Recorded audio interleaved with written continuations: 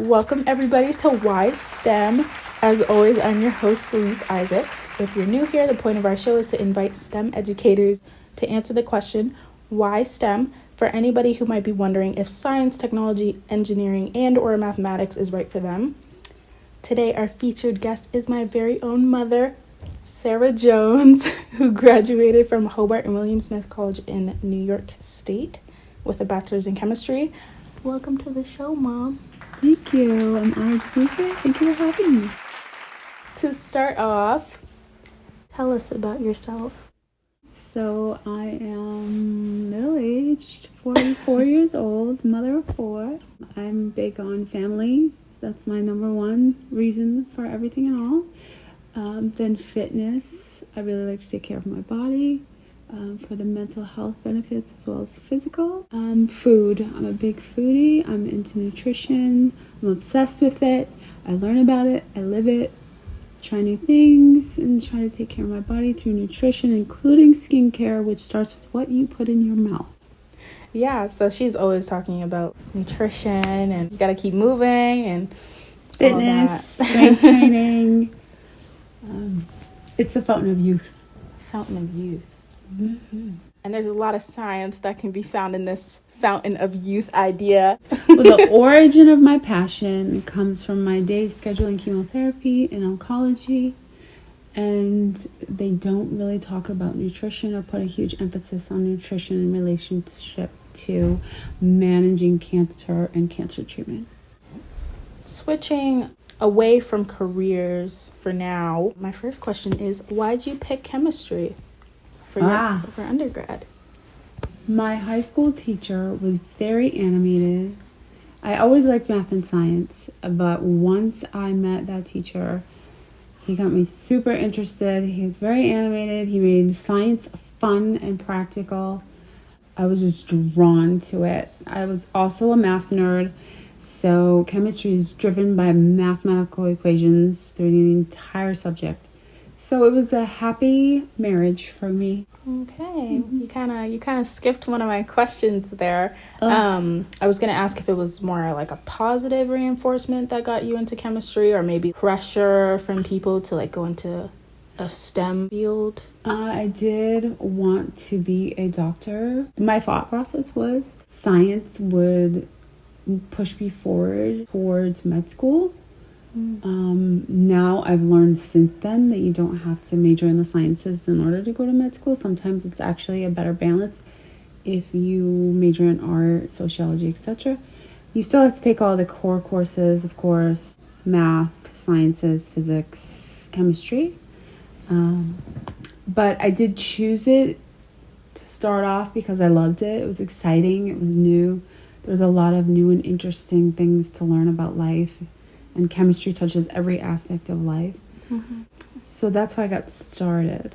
Because my long-term goal was to become a doctor. That did shift later on, but that was how I got started. I also liked chemistry for that reason. I was only in like the intro level, but it was different from like any other kind of science. It was like less memorizing information and regurgitating it, and more like learning the process, which I appreciated. All right. And then the question that you kind of touched on a little bit was, were there any specific role models? But we can kind of go into like maybe specific experiences, like maybe a lab or like a particular class or a particular unit that engaged you the most. In high school, yes, he did experiments around Halloween and he dressed up like a mad scientist and he blew stuff up. That was fun because school was kind of boring. Yeah. And you never really saw your teachers get really excited about very much. And he was just excited to teach us about chemistry. And that really relayed the information in a new and different way that was very engaging. So I think teachers make a huge difference, and they may not ever realize to what degree. But that's my origin story, and I still remember it to this day. Yeah. What about science or STEM in general appeals to the way you think or your learning style? I'm very left-brained. I don't have artistic ability For music, I have very basic skills in that regard. I'm very left-brained in the sense that I'm logical. I like black and white, although there's gray in life everywhere. But when it comes to math and science, there's usually often a right and wrong answer, and there's a process to get there that's very logical and makes sense to me. So knowing the parts that get to the whole and being able to combine different theories, equations, etc. in order to get to a particular answer. And then even in terms of lab work, where there are question marks and variables, you can combine math and science and processes and work through your data, sometimes from ends backwards, to figure out, say, what a compound is. That all makes perfect sense to me. It's very logical, it's very left-brained, and that appeals to my learning style. I don't like gray. I don't like interpreting language. I like a right or wrong answer. It feels satisfying. It's gratifying process. So you found the humanities or maybe like a required art class difficult? I found my skill set didn't match that very well. So I didn't feel satisfied by that type of class. I did like sociology because I'm very much a person, an emotionally driven person, and figuring out why people do the things that they do was very interesting to me, because growth through conversation and learning about people, I'm very open-minded in that regard. But in terms of music and art, I didn't feel like my skill set matched that. And no matter how hard I tried, and I'm sure I could have learned on a grander scale art and music, but I didn't have that internal motivation. It wasn't something that I received gratification doing art or music, or brain didn't really respond to that type of process. Something that the STEM world considers is STEAM, which includes art. Would you say that there's instances, maybe in your undergraduate career or in high school, where art played a part in like that science world for you? For me personally, maybe like drawing. I mean, sure, like of course. Chemical equation or something. Chemistry, there's a lot of 3D graphics. It's more digital in that sense. When you get into the upper levels of chemistry, you're figuring out the angles and the position of molecules and how they interrelate. And having a more visual capability would have helped me. Seeing it on a computer, the actual objects in relation to space, was very helpful, because I cannot visualize in my brain. I have to actually see it. Same thing with math. I have to see it on paper. So my learning style was to actually see the molecule and turn it, to be able to manipulate it in 3D. So we could literally click on molecules and twist them in spatial orientation to be able to see that. That is a form of art, more digital than the capability of being able to draw the molecule itself. So absolutely, technology, without a doubt, helping me learn through, on the computer, of course. But even turning that into a job later in life, taking my science and math skills and scheduling chemotherapy for years, just recalling drug names came easier to me, because in chemistry, the molecular compounds it made sense to me, because a lot of that is in Latin, and a lot of the drug names came easy to me. And the logical process of a regimen, a chemotherapy regimen, it made sense to me. You can see it on paper. There's a stage 1, 2, 3, and you go through the regimen. It comes in response to a certain stage in a cancer patient's journey. All of that had logical steps to me as a scheduler. Obviously, I'm not a clinician of any kind. But technology, even information technology, in healthcare is number one. It's staff and technology that actually makes that whole process make sense and go easier. It's all intertwined. But in terms of art, it more helped me learn in the college setting. Mm-hmm. I personally I more so identify with STEAM. Would you say that you identify more with STEM? Although there is like that art aspect that you can't quite like escape. Yeah, and honestly, I've never really thought about how art could be included in the STEM process. Probably because I don't know what types of art classes even exist to this day. Like, I didn't take a lot in college. I probably took one. They weren't required. And there's a significant amount of required courses when in your science major that probably wouldn't have appealed to me just in the terms of the time commitment. Yeah. I was taking 3 science classes with 6-hour labs for each of the 3. The amount of time that I was putting into the actual science and math, I'm not sure that art could have been incorporated at that point. It would have been maybe interesting taking an art class that had an emphasis on science or technology in that regard. Yeah. But that wasn't available to me at the time, or at least I wasn't aware of it. That's something that comes up a lot when we're talking about STEAM.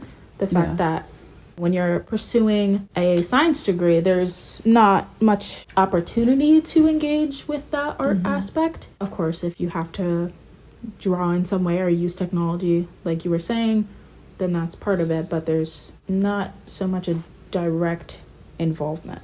Kind of continuing on that note of, maybe having some difficulty with art generally, at any point in time, did you doubt your pursuing your chemistry career? Yeah. Many, many times. It's very difficult and requires a huge time commitment in terms of just the practical scheduling to complete your major. Yeah. It was difficult. Organic chemistry was very difficult. It took a lot of effort on my part. That might be for me as an individual student. I have to study a lot. Some people, it comes easier.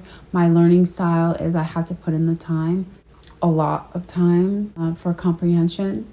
But hard work wasn't that I was used to that. That was something that was expected.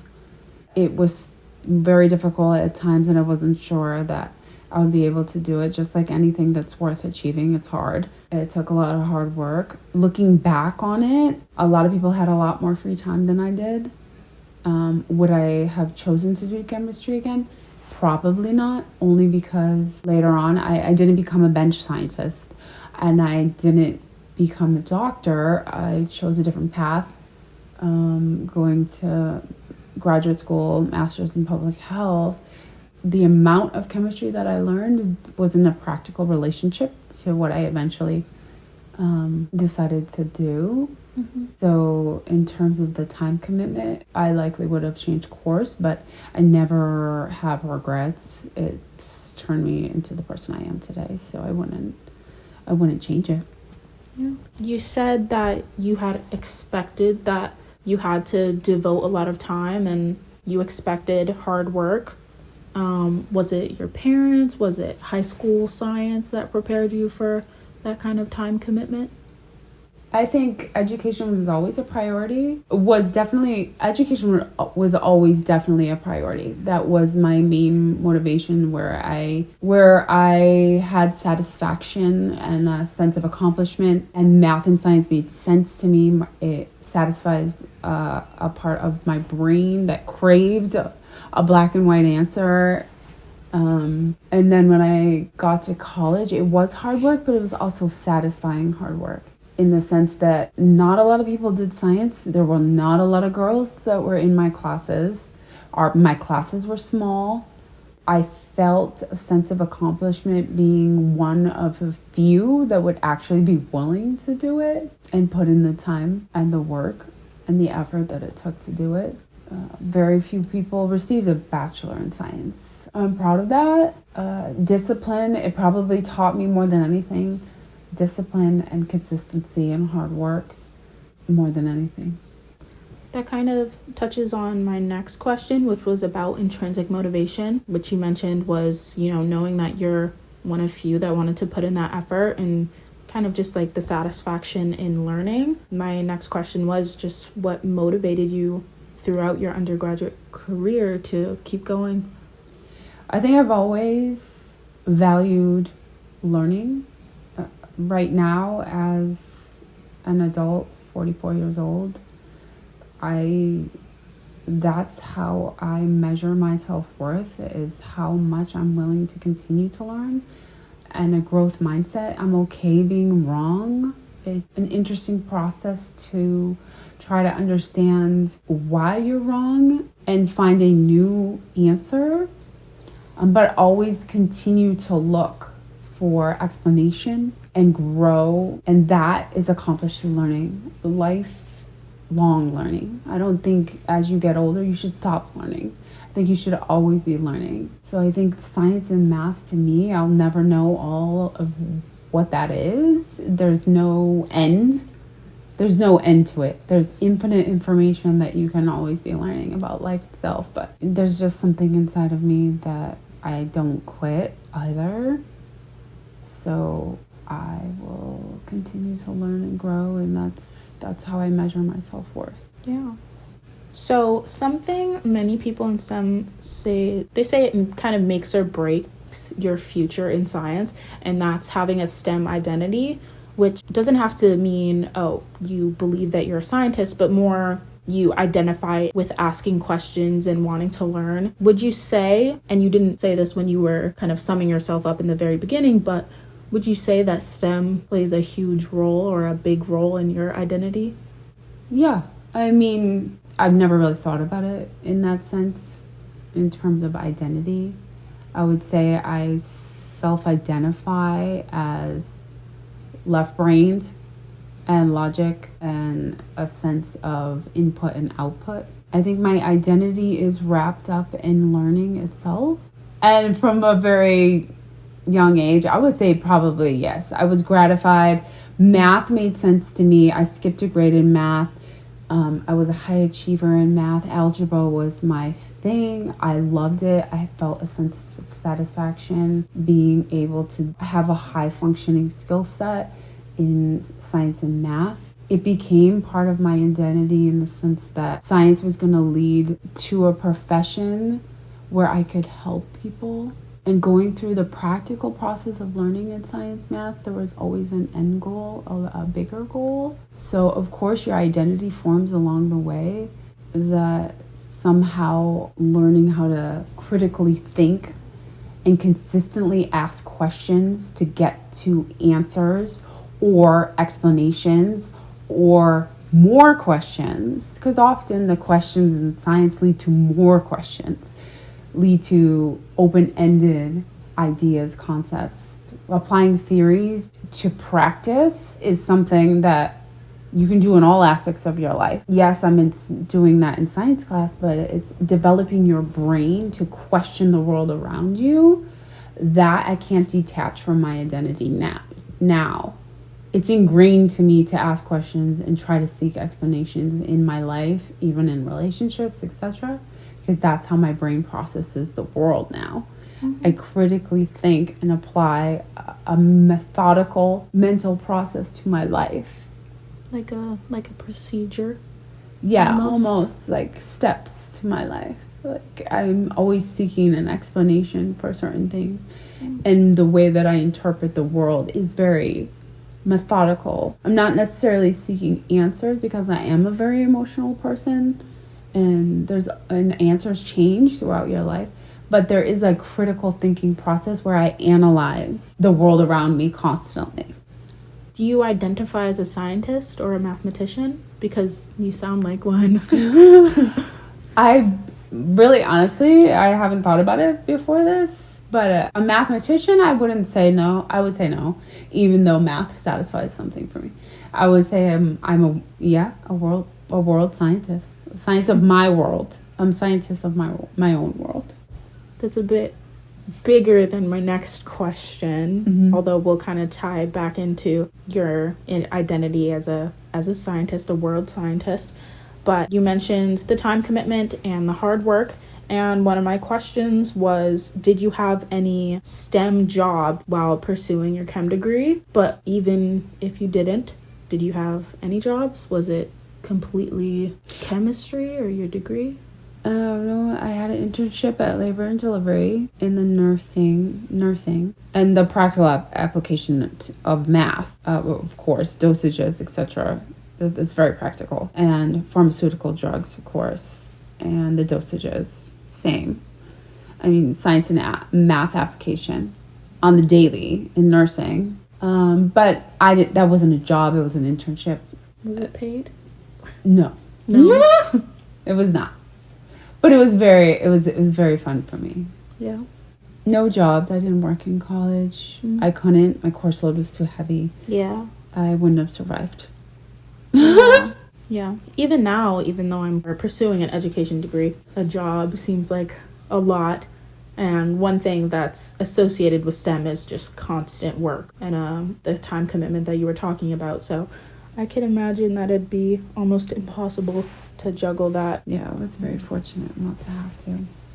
Do you find yourself using what you learned in your chem degree, maybe not just the math or the facts, but more the discipline that you were talking about in your jobs now? 100%.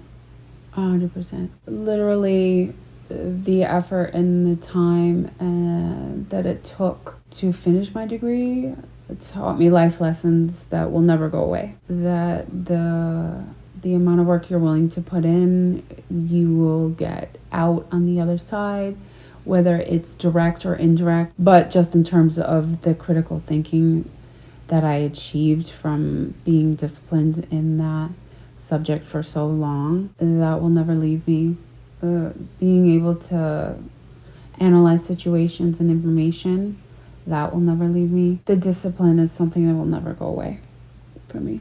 You also mentioned directly using your chemistry degree while scheduling chemotherapy as well. Yeah, just being able to identify drug names, the logical steps of a chemotherapy regimen over the course of a treatment, being able to recognize information in notes. There's a lot of lab work that requires communicating information in a way that people can understand, and being able to just read the pharmacist notes, the doctor notes, with scientific information inside of long notes, and being able to pick out specific information and data and just hone in on the important information and then take that and apply that to scheduling, even though I'm not a clinician and I always double check with a provider in regards to that. I know my limitations and the boundaries that I cannot cross, but even that is a self-discipline that you get, that you know you don't have all the answers, and it's okay to seek counsel from someone else who has expertise in something. You learn your limitations even when you're learning chemistry. You learn how much you know, but you also learn how much you don't know and how much you will never know. So you develop a humility, and you work with other scientists, like I work with other providers, as a team. You're never an individual. You work as part of a team, which doesn't always come to mind for people in the sciences and math. But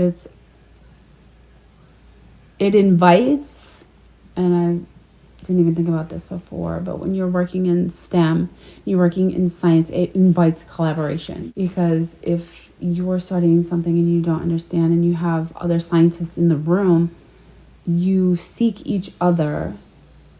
And it's better to seek other people's minds and try to think of things in a different way than to just solely rely on yourself, because you have your own inherent biases.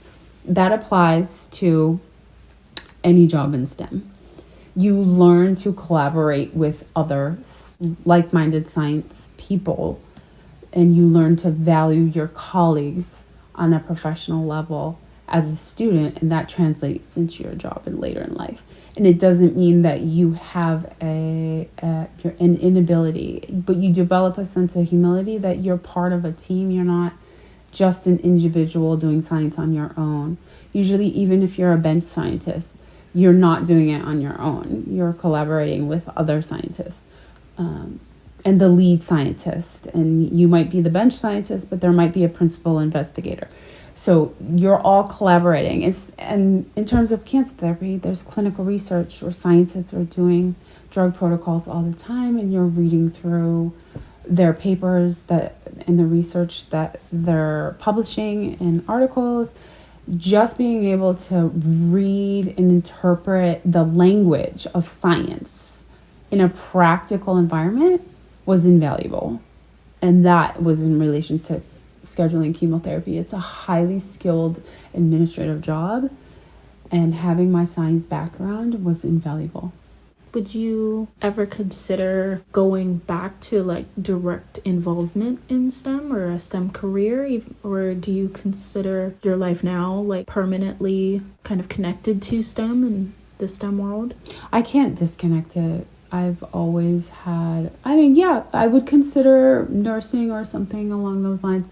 But I think for me now, being heavily into nutrition and having my healthcare background, I always wanted to heal on a grander scale. So now I'm at Harvard University Health Services Department in the Center for Wellness and Health Promotion, because I find that in the science world, there are published articles and protocols.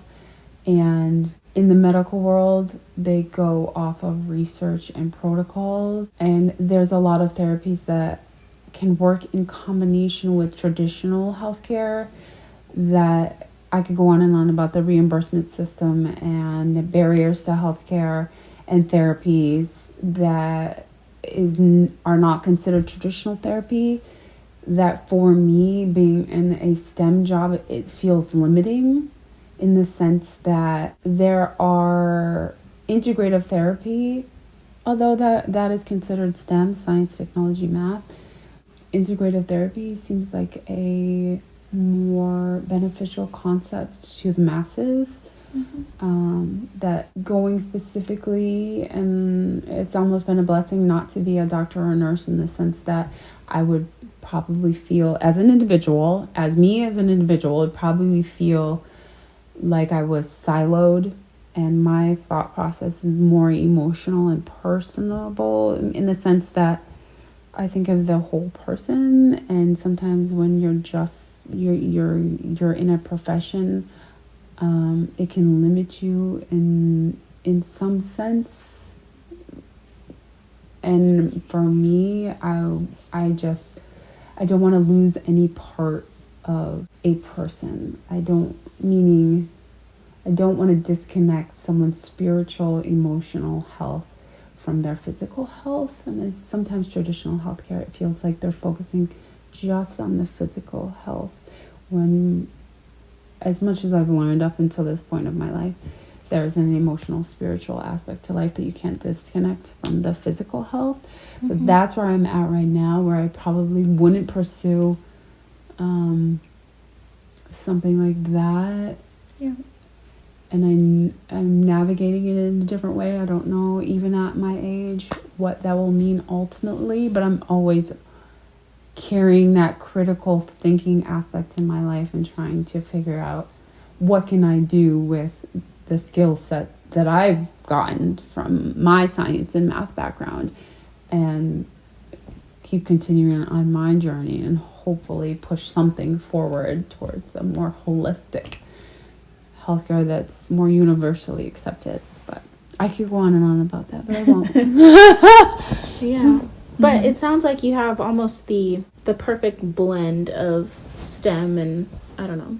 People think of STEM as like a more robotic environment, and I think that's true in some ways, but it sounds like you have a good... It can be true. It can be true if, I guess, in the practical sense, we all have to pick one way to go, and sometimes you learn later on that everything's interconnected, and that comes with age.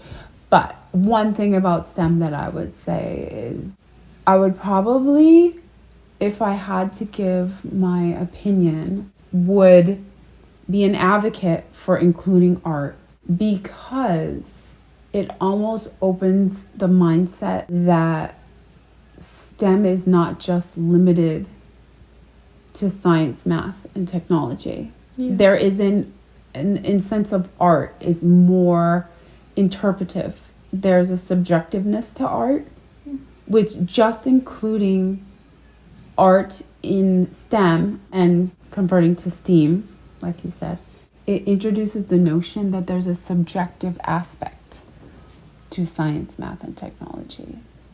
The gray that you were talking about. The gray. Yeah. The gray. Yeah.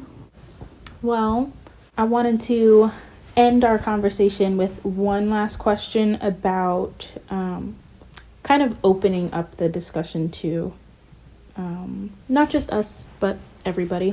And I wanted to ask, what would you say to maybe younger people considering going into chem or trying to get a STEM degree, to encourage them or to maybe even warn them? What would you say to a younger person asking you not whether or not they should go into STEM, but how they should approach it?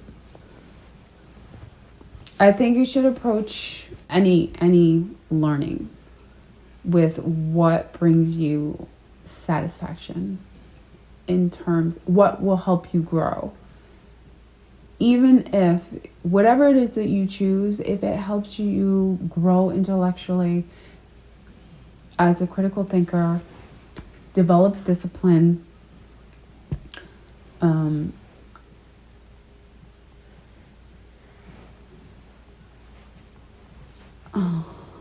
don't know what I was going to say. I wouldn't steer someone either way.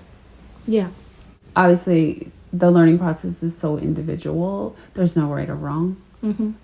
And once you start STEM, you're never going to lose. You're always going to gain.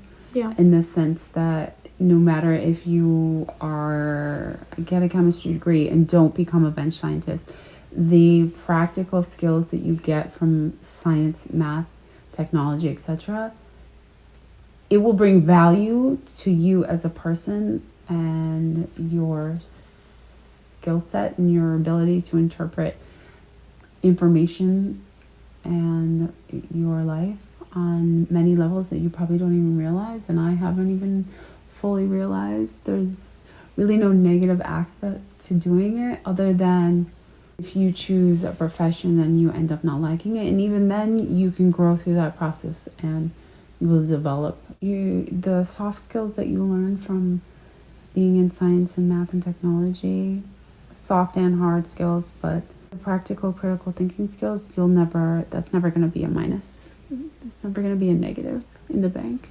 You're always going to gain something from that process. So even as somebody who's not so much in like the cut and dry version of the STEM world, mm-hmm. there's still elements of science in the spaces that I find myself in, like that passion for learning new things and solving problems, no matter how like mathematical they may be.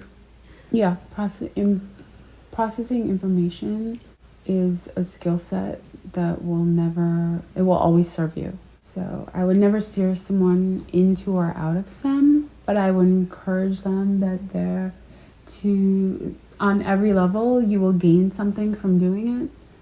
So if you were tossing around the idea that you're not going to lose anything by trying one aspect of STEM, and as far as including art, I see no negative in that. Thank you, Mama. You're welcome, baby.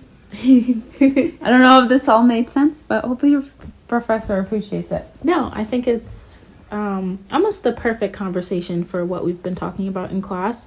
Mm-hmm. We've been trying to open up STEM to the more emotional side of things and the less robotic side of it, and I think you were the perfect person to ask. So, thank you. You're welcome, baby.